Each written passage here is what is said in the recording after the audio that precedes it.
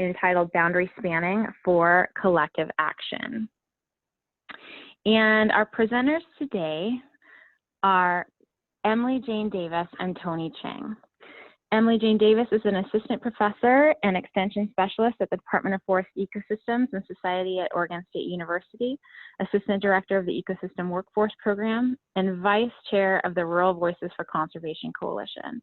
She is a social scientist who analyzes natural resource collaboration, wildfire, public lands policy, and rural community development. Emily Jane also provides technical assistance and support to a variety of collaborative and partnership efforts. She's joined today by Tony Cheng, who is a professor of the Forest and Rangeland Stewardship Department with an extension research teaching appointment and director of the Colorado Forest Restoration Institute at Colorado State University. His research focuses on the conditions, structures, and strategies for cooperative collaboration to restore, sustain, and enhance the resilience of forests and forest-resilient communities. We're delighted to welcome you both and are looking forward to your presentation. Great, thanks so much, Annie. How's my sound? Your sound is great. Okay, excellent. Hi, everyone. It's great to see you. I wanted to thank FACNet and Annie for creating this kind of opportunity to get together. It's really great to be able to interact with such a great community of practitioners. There's just a bit of a lag here. So Tony and I are both social scientists. And in the simplest of terms, what we're going to be talking about today is how different organizations and entities can work together for collective action around managing wildfire risk, particularly across larger landscapes and across ownership boundaries. And by managing wildfire risk, I know this isn't really inherent to most of your work. We just mean all the activities that are associated with the mitigation and reduction of wildfire risk, as well as the suppression of wildfire and the addressing risks that occur during suppression. And since so many of you live in this world, breathe this stuff every day, you're probably very familiar with this common refrain, right? We need to accelerate this. We need to increase the pace and scale of restoration. We need to get more done, right? We need to go faster, we need to do more. We're always under that pressure. And there's also a common refrain about the things that we need to do that, or the things that we often don't have enough of that hold us back, right? We need time, we need people's time, we need funding, we need capacity, we need certain technologies. All of these are important barriers. But there's also growing recognition that it's not just about resources or funding, it's also about other barriers to working together, and really what inhibits working together across different organizations. So we view wildfire as a collective action problem. It affects many actors, and therefore we all play a role in working to help manage wildfire risk. So since it's a collective action problem, right, that means that social dimensions become really important as well. So social interactional factors like trust in each other and in institutions, social license to implement actions, as well as different social and organizational networks become really important to getting this work done. But we actually think there's more. We want to know how you actually durably bridge all the organizations that are involved in reducing wildfire risk, because they have such diverse missions and mandates. So how do you get organizations to work together for that kind of collective accountability of the wildfire risk problem and for action? So to actually have durable cross-boundary integrated management of something as complex as wildfire risk, we need to think about how we can bridge all of these things. And the way that wildfire risk is governed, I probably don't need to tell you, is organizationally complex. So we have landscapes that may have similar wildfire threats, but those contain multiple entities in a complex social organizational landscape. They're undertaking a variety of pre-wildfire mitigation actions at different scales, as well as fire response actions, all the way from yards and neighborhoods all the way up to whole watersheds. So as we know, those who are present can include governments that are tribal, federal, state, local. There can be nonprofits, civil society organizations like collaborative groups, homeowners associations. And we know all too well that despite laws and policies calling for more cohesive strategies across those organizations, that we're still faced with, these organizations have their own internal missions, mandates, incentives, budgets, those kind of things that really drive how they act. So what I'm trying to establish here is these are the kind of boundaries that are as important as the boundaries on the ground between different land ownerships. These are the boundaries between organizations that affect this potential for collective action. So the learning objectives for what Tony and I are sharing today is we hope you'll leave this recognizing the types and functions of boundary spanning, those boundaries I just explained for collective action. And we're going to give you a nifty framework to try to understand those. We hope we'll also give you some thoughts so you might apply this to your own efforts.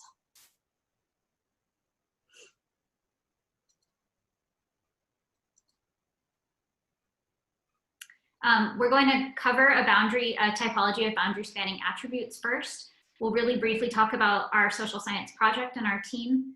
We'll talk about a few case studies. Tony will cover those, what we've learned about how those boundary spanning attributes played out really specifically in those case studies, and we'll end with those implications and applications for you.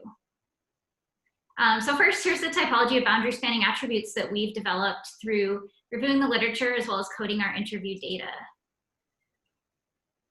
We call this the SCOPA model, and I want to make sure that Tony gets full credit for this because he came up with this nifty acronym. These are the different kinds of features that will help span those boundaries that we've talked about, and I'll quickly talk about each of them. First is settings. So these are the conducive, broader drivers and enablers like policies or like the establishment of strategies that encourage more collective action. Second is concepts. These are framings that allow the sustaining of common meanings and goals, even when participants might be coming from a different disciplinary or cultural background. So for example, some of the common concepts that really have allowed us to span boundaries in the fire adapted community world is uncharacteristic wildfire, or even the concept of fire adapted communities itself, right? So this allows those of us from different backgrounds and experiences to come together. Objects, these are really, really important. These are material items that are able to bridge gaps and transfer resources. So something like a memorandum of understanding between groups, something like a map that's produced as the result of a risk analysis process. These artifacts help really codify and formalize the spanning of boundaries. They can institute the sharing of resources. Apologies. Playing fast now. Try to stop it. I'll just go back here. So I was on people and organizations, which the organizations part is really big in the boundary spanning literature, right? We hear a lot about organizations that often play intermediary roles, often between domains like science and policy, helping translate science into management on the ground. The extension service is sort of a boundary spanning organization in that way. Oftentimes it's also individuals as well that perform that important work.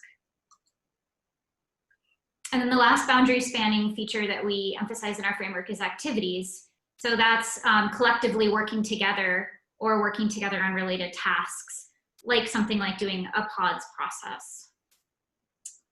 And so oftentimes what happens is both the activity itself is really important for boundary spanning and building collective investment in something, and experiencing something together, as well as the products that are produced, like a boundary object that comes out of that.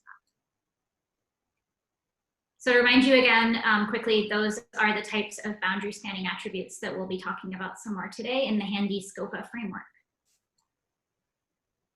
I'm going to be handing it over to Tony now. Tony's going to speak about the project, as well as about some of these findings and how they apply in a couple of our case studies. Tony, take it over. Okay. So good.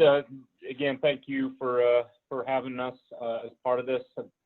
Good to see many familiar names on the screen here.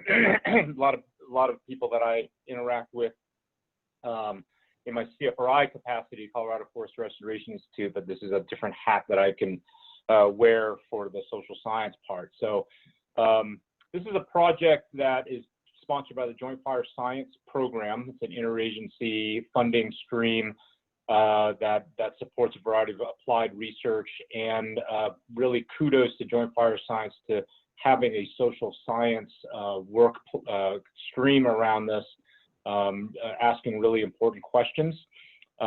This is a multi-university project, and so from left to right is Darren McAvoy at Utah State University, who's on the faculty in their forestry program and as well as an extension program person.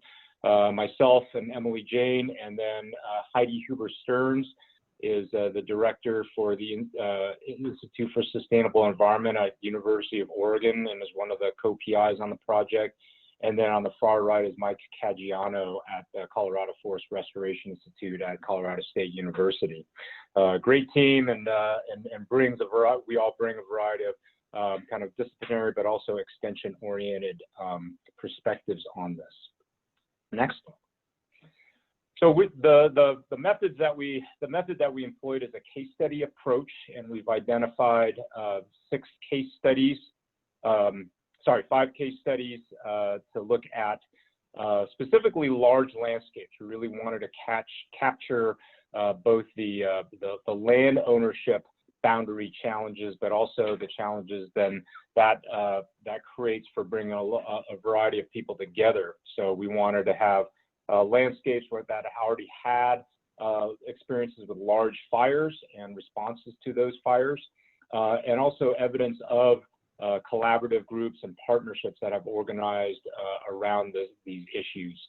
The cases also vary in terms of both their social and their ecological context, as you can see, going from the Southern Rockies up into the Northwest. We also have a mix of rangeland focused ecosystems as well as forest ecosystems, and they do range in terms of their size and their ownership patterns. So there is some variability that we can explore here. Next. There's a method, fairly standard qualitative case study social science, where we're looking for various lines of evidence to kind of construct the live system in which a lot of our actors that we're interested in understanding in the organizations, kind of how they're situated and how they interact. And so we're looking for multiple lines of evidence through documents. We also have conducted a variety of interviews. And we also are utilizing a variety of geospatial tools to also try to tell the story and capture what's happening on the landscape as it relates to these interorganizational collaborations. Where we've ended up over the past couple of years, 100 interviews with a variety of individuals representing different organizations, playing different roles in these collaborative processes. And with those interviews, we are coding them using a software called NVivo. And by coding, what we mean is we're really looking at excerpts of interviews and assigning thematic codes to them that really sort of capture the gist of what they are experiencing relative to interorganizational collaboration and boundary spanning. And so we have a variety of coding strategies and techniques, and then we have some validation approaches that we use. Next.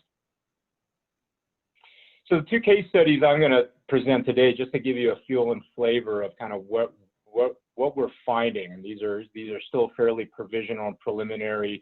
Still working through coding those 100 interviews. It takes quite a bit of time, and we're also trying to pair them with a variety of the other sources of evidence that we have. So I'm going to focus on 2 projects that really focus on cross-boundary fire risk management with water as a centerpiece. And the first one is in northern Colorado, and the second one is in northern New Mexico. And yeah. And both of these really have started with a variety of focusing events. So we can think of focusing events as a type of setting that really opens the space to bring people and organizations together to solve a problem that they couldn't necessarily solve on their own. So we did a map here is in northern Colorado, right in the middle. This is a land ownership map of Larimer County. And so Fort Collins, Colorado, where I live, is depicted there on the center right. And so you have a variety of public, federal, state, and local land ownerships, as well as intermixed private land ownerships, as you can see.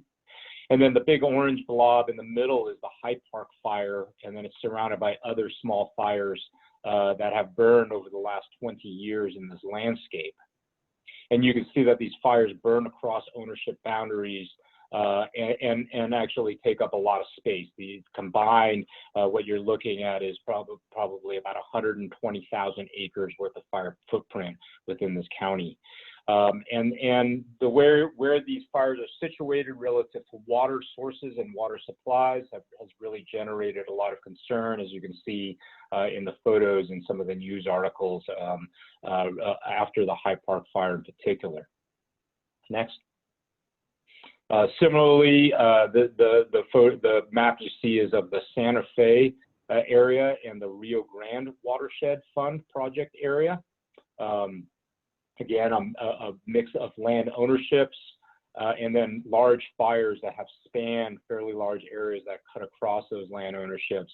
And then similarly, lots of interest and concern about the impacts of wildfire on water supplies, water quality, and anything related to water. Next.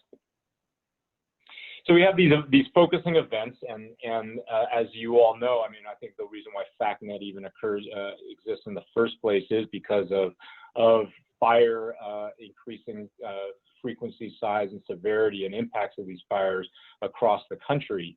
And so that gives rise to the opportunity for organizations that are already operating in the wildfire risk management space to seek each other out, to get together, and then to try to navigate those organizational boundaries. And so what we're really interested in is how does that happen, and how do these organizations then create structures that endure with the inevitable changes in people and those kinds of things.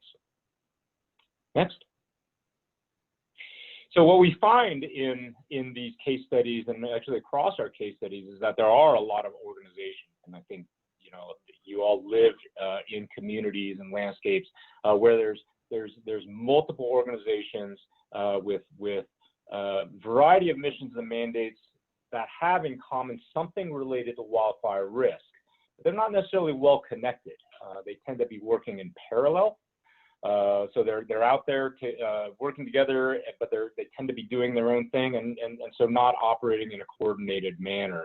And these are some of the logos and names of organizations operating in northern Colorado. Next. And so what are some of the strategies that these individuals from these organizations are utilizing to really try to create that space of crossing those land ownership, jurisdictional, and organizational boundaries? So a few of the things that really have jumped out across our cases are a variety of activities, and kind of going from the top down. Certainly, geospatial analytical tools are almost essential to getting people on the same page and opening up those communication channels. But then there's also kind of an action side on the ground, which is trying to coordinate prescribed fires, prescribed burning that cuts across land ownerships and jurisdictions. And there is some initial discussions about actually getting cross-jurisdictional agreements and cooperation around managing wildfire for objectives other than full suppression. Obviously, this year with COVID-19, full suppression and active suppression is really the only objective. But the way in which these cross-boundary cases are panning out there, that's opening up that space as well. So one of the things I want to highlight here, and Chris Dunn and Matt Thompson, I know, are on the agenda to talk later about this, and I'm sure they'll bring this up, but is an activity that's centered around a concept called PODs, potential operational delineations. I know many of you are likely familiar with PODs or have been directly engaged with developing PODs for your own landscapes, but there's probably a lot of other folks that are that may not know as much about it.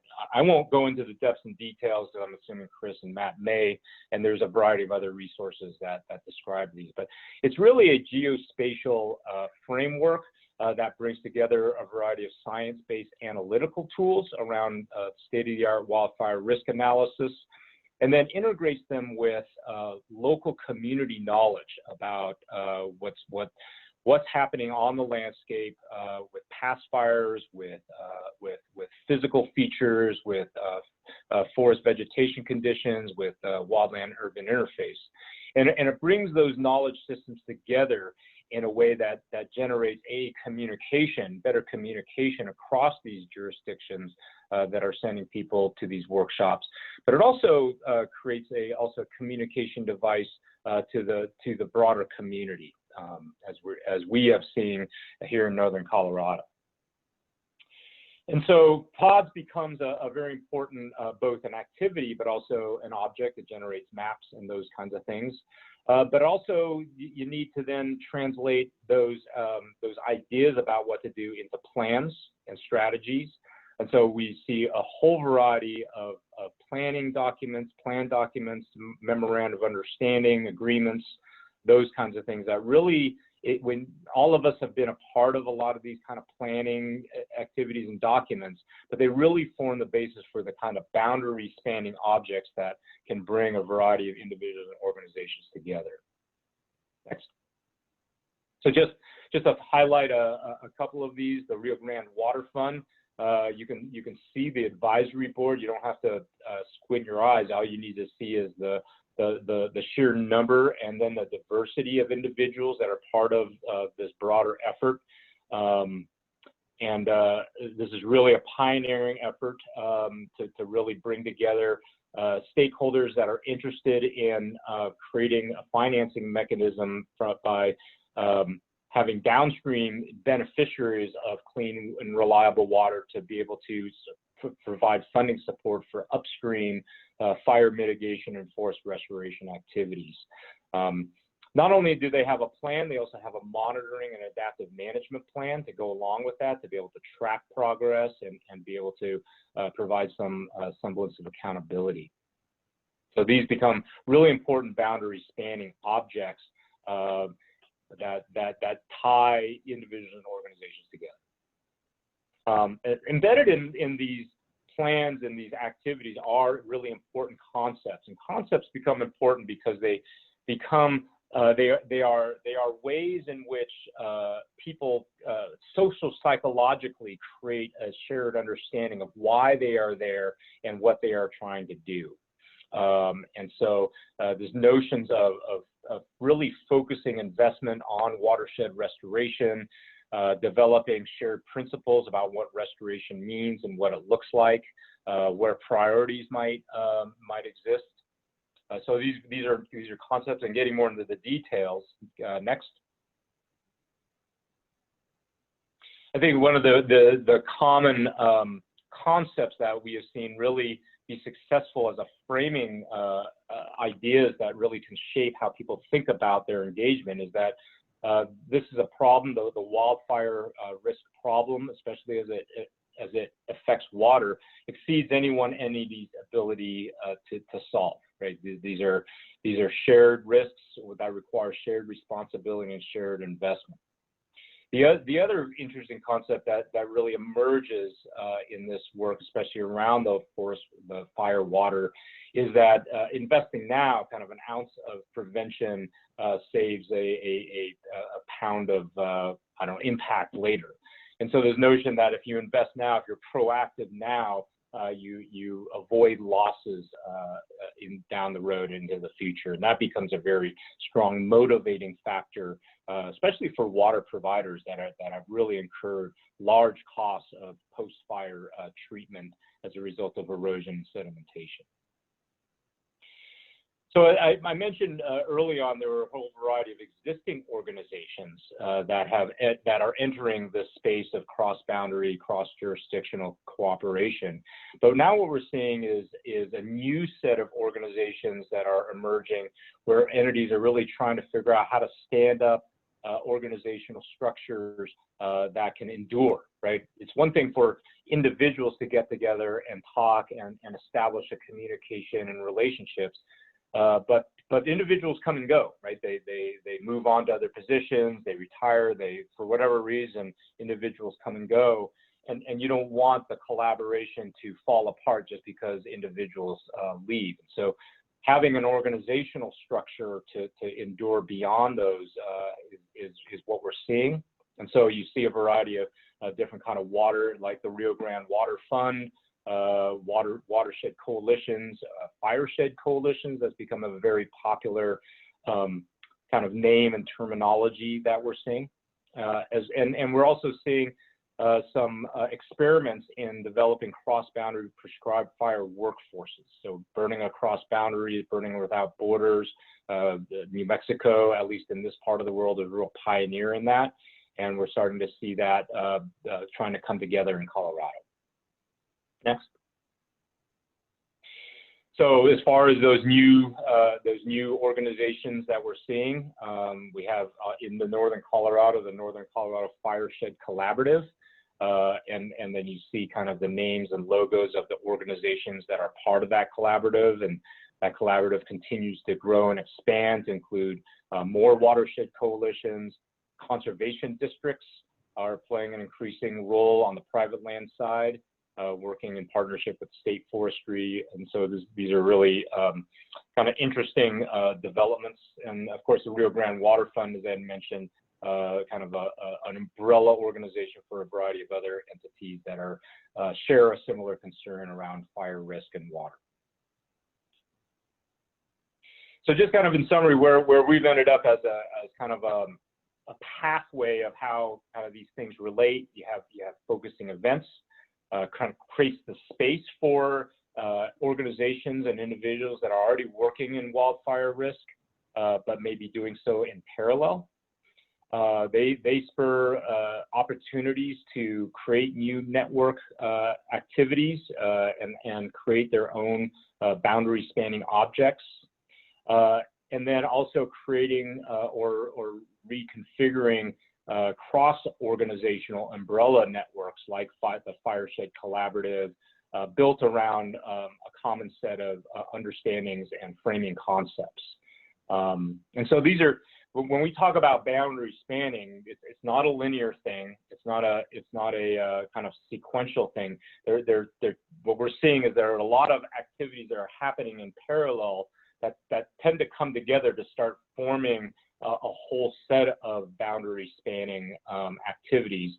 And that's why we kind of lump them into a broader framework that we're calling SCOPA.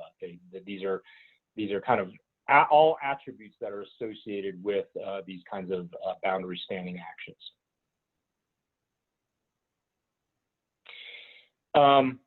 These are not without challenges, right? Everybody that is involved in the organizations that are committed to this work, they already have day jobs, right? They already have missions and mandates and work plans and those kinds of things that they need to fulfill. And now you have this new organizational form and a set and meetings and all those kinds of things, and that really challenges people's capacity. And so there's a lot of meeting fatigue that goes on. A lot of these individuals and organizations are members of multiple collaborative groups.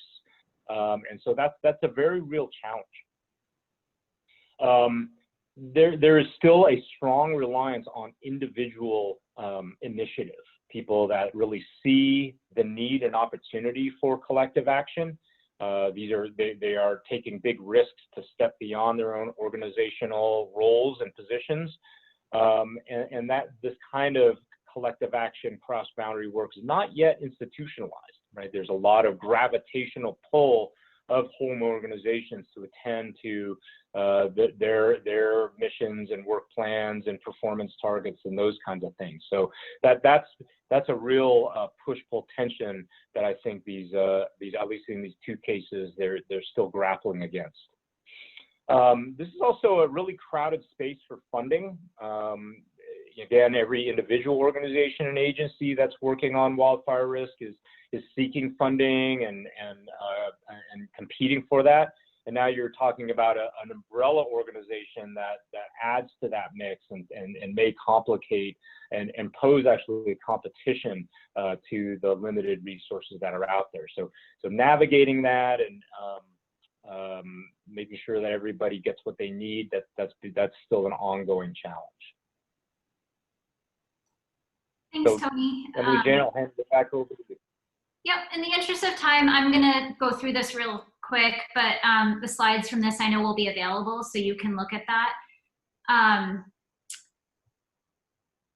That's our summary of how we found this really worked in the different cases.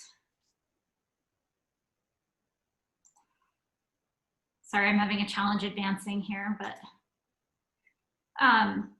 you know, I think something for you to take home as practitioners is obviously that you need more than one of these ingredients, and some may be necessary at different times in your process than others. And so, you know, food for thought for you is when you're trying to initiate collective action or an early stage of an effort, you know, which of these has been most important for you? And when you're trying to sustain or continue the momentum of something several years in, which of these has perhaps been the most important for you? I'd like to hear you reflect on that. You know, and here's some questions you might ask yourself in your partnership, in your effort to manage wildfire risk collectively. Again, these slides will be available so you can come back and look at this in more detail. You know, we'd love to hear from you either in the chat box in the discussion or by follow-up. Did this help you think about collective action any differently? What are you going to try differently? What about this model could make it more tractable for you? And I want to let you know that we have a website and some information about our project. But I will bounce us back over to this slide, and we welcome a few minutes of your questions. Thank you.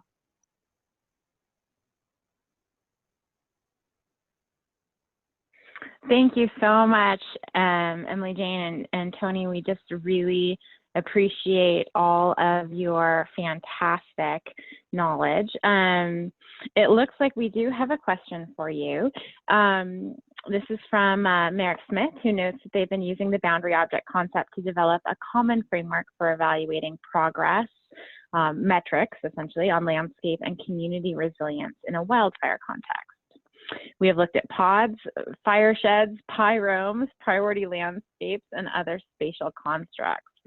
Scale is a reoccurring issue for how to best capture the social ecological pairings, people and organizations, values, etc. Size ranging from 10,000 to 1 million+ acres. Do you have a sense of how much scale matters while defining these boundary objects? Tony, do you want to go?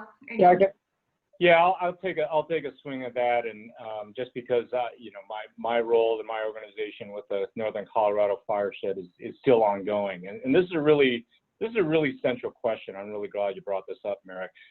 The way in which the Fireshed here is organized really crosses those scales of action. Right? You have fire protection districts that are really working at neighborhood, almost individual parcel scales. And their sense of risk and what they need to do is at a very different spatial and temporal scale.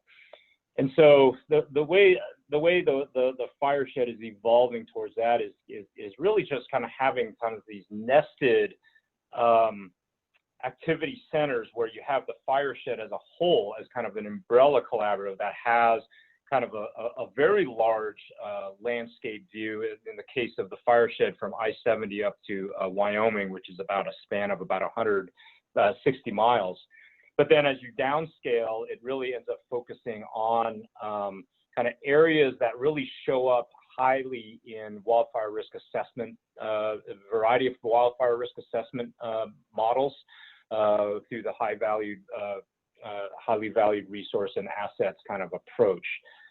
And so there's ways in which to kind of continue downscaling as you kind of move from big red blobs that show up on national maps to smaller blobs that show on regional maps, and kind of having these nested scales of more quote unquote objective risk analyses can help kind of hone in and focus where those scales of actions are most likely to have an impact and benefit.